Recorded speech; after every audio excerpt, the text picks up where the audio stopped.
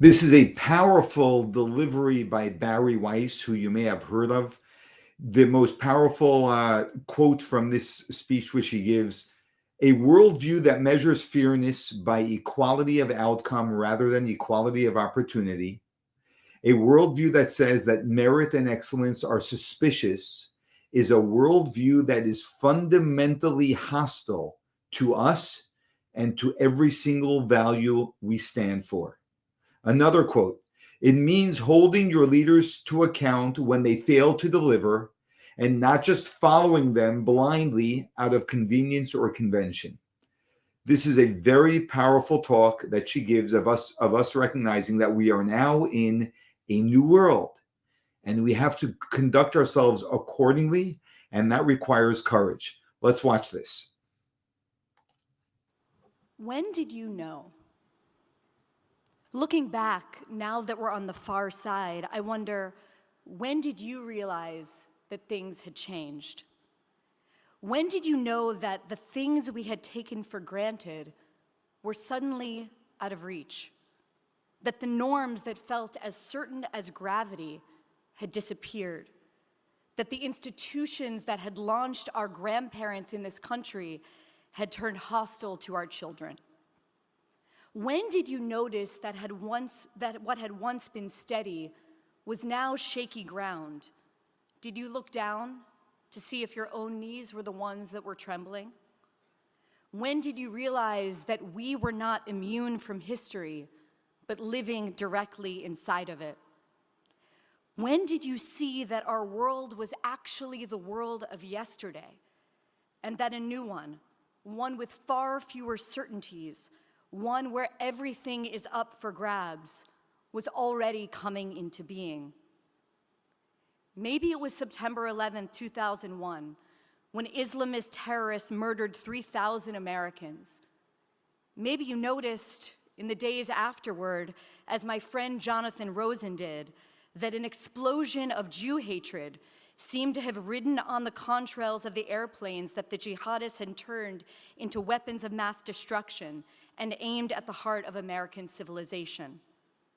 Or maybe it was the Second Intifada, in which everyday places, Mike's Place, Sabaro's, Cafe Moment, the Dolphinarium, became symbols for slaughterhouses, even as few of our would-be allies said their names. Or maybe it was on February 1st, 2002, when Al-Qaeda beheaded the journalist Daniel Pearl in Pakistan as he spoke his final words: "I am a Jew. My mother is a Jew." Or maybe it wasn't until the Shabbat morning of October 27, 2018, when a neo-Nazi gunned down 11 Jews at Tree of Life in Pittsburgh while shouting, "All Jews must die." Or maybe it was the shooting 6 months later at the Chabad of Poway, because for Hannah Kay, who witnessed the murder of her mother Lori on that day, it surely was. Or maybe it was January of 2022, when a gunman held the congregants of Congregation Beth Israel in Colleyville, Texas, hostage. Or maybe it was before.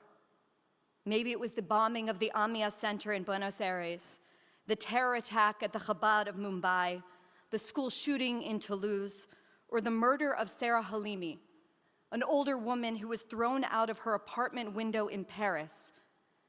Maybe you don't remember, but French prosecutors decided to drop the murder charges against her killer, who had shouted Allahu Akbar, because those prosecutors said that he had been smoking weed. Maybe it was the rise of Jeremy Corbyn in England, or white supremacists marching through Charlottesville with their tiki torches. Maybe it was the anti-Semites at the helm of the Women's March, or maybe it was the social consequences you suffered when you dared to notice them. Maybe, as it was for so many, it was the morning of October 7th, when Hamas terrorists came across the border into southern Israel on foot and on motorbike and by truck and by car and by paraglider to murder and maim anyone they could find. Maybe it was the fact that they had come armed with maps that had been drawn by Palestinians with Israeli work permits, who told them which home had children in it, who told them who owned a dog. But maybe even that wasn't enough. That was still over there. It wasn't here. Maybe it took until October 8th, when in Times Square, while terrorists were still roaming in Israel, people were cheering, exhilarated, jubilated at the news of Jewish death. Or perhaps it was the moral inversion in the days that followed, the Chicago chapter of Black Lives Matter using the symbol of a hand glider, a symbol of mass murder, as a sign of liberation. Or maybe it was when the heads of Harvard and Penn and MIT, who run schools that cater to the most minute of microaggressions, could not answer in the affirmative when they were asked if calling for the genocide of Jews qualified as bullying and harassment. Or maybe it was the fact that professors and Broadway producers were the ones that were tearing down posters of women and children and babies held captive by Hamas. Maybe it was after October 8th when you organized the march, and none of the people who post about being allies showed up. Maybe it was the physical attacks on Jewish students at Tulane, at the University of Pittsburgh, or at DePaul. Maybe it was the school shootings in Toronto and Montreal. Or maybe it was the now near daily assaults on the streets of Brooklyn against the most visible members of our community. But maybe it was more subtle than that. Maybe it was the quiet purging of proud Jews, like the novelist Alyssa Albert, who refuses to be quiet about Israel, from the arts, from museum boards, from human rights groups. Maybe it was watching what your children were learning in their ethnic studies class about Israel and about the history of the Jewish people. Maybe it was the mobs that gathered outside of Michael Rappaport's show in Chicago, calling him a racist Zionist, or the venue in Chicago that canceled a Matisyahu concert because they claimed they couldn't guarantee his safety. Or maybe you knew when you saw that an Orthodox Jewish man was shot while walking to shul a few Shabbats ago in Rogers Park in Chicago, only to be offered thoughts and prayers from the city's mayor.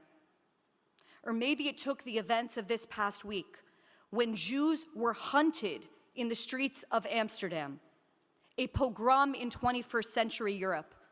They called it a Jew hunt, and they texted about it. In one of the recordings, a victim of the attack jumps into one of Amsterdam's canals to escape his assailants. He is forced to say, "Free Palestine," as he treads water. His assailants laugh and jeer and call him a cancer Jew. Soon, I'm sure Columbia students are going to hold a protest on behalf of the pogromists. And if that seems like an exaggeration, consider the fact that yesterday, on Veterans Day, a group of them were camped out on the quad holding a memorial service for Sinwar. Now, perhaps at the time, each one of these discrete events felt like a nightmare or a flu, something terrible to be endured until in good time it would pass, until things would go back to normal, as they surely would. But those in this room whose parents or grandparents fled Tehran and Moscow and Beirut and Baghdad, they knew better. The Persians, the Russians, the Cubans in our community, they never didn't know. And that is because they come from a world where to be Jewish required knowing. They understood tyranny and threats to freedom because they had lived it. And they have been alive to the threats against us and against liberty that left too many comfortable American Jews sleepwalking over the past decades. I want to suggest to you that the task for us in this moment is to learn this state of mind and this state of being. The resilience, the vigilance, the mental strength, the courage, and the pride, not just to survive, but to thrive in this new world that we are living in. We must learn from those who never had the luxury of losing their instinct for danger. And that begins by articulating first to yourself and then out loud what you know, because only then can we get serious about what being in this new world requires of us.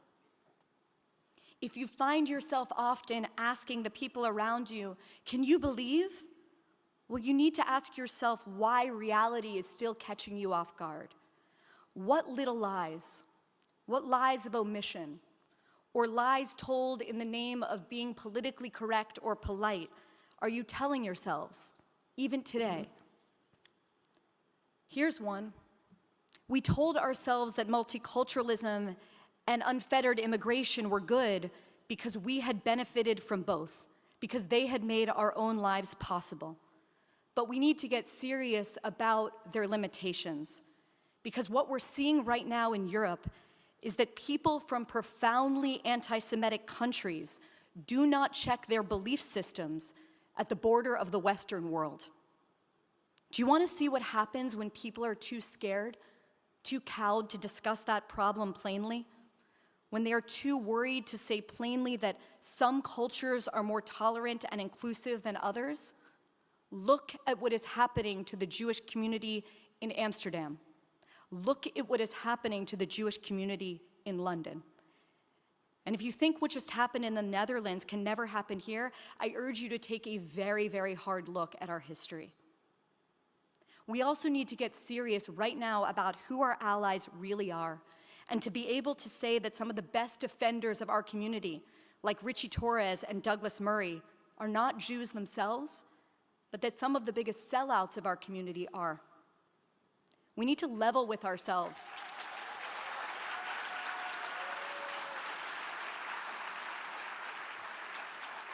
We need to level with ourselves, even if it's in private, and acknowledge that many of the institutions that have turned against our community were funded by members of our own community.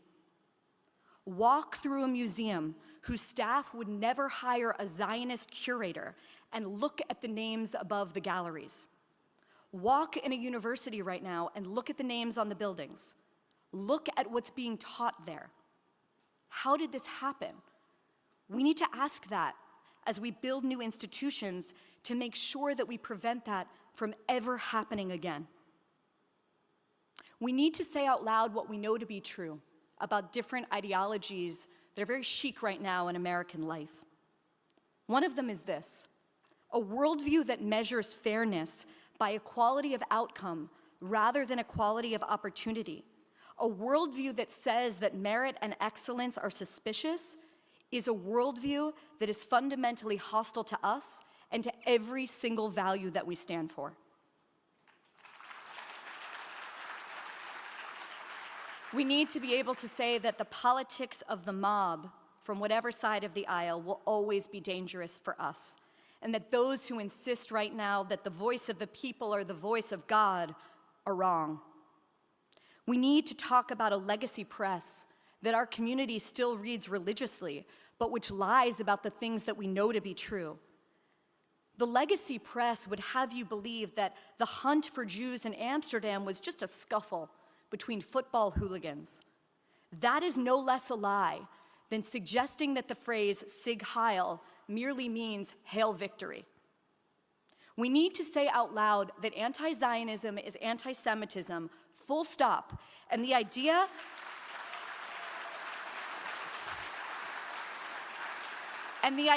that we need to indulge in panel discussions to debate that inside the Jewish community is perverse. We need to take the phrase globalize the Intifada seriously. It is not a fun rally chant. It is a call for violence against our community. What this moment requires is the truth, the hard, uncomfortable truth. It means not backing down from telling it to yourself and to others. It means holding your leaders to account when they fail to deliver, and not just following them blindly out of convenience or convention. It means realizing that good ideas and good people, they don't just win on their own.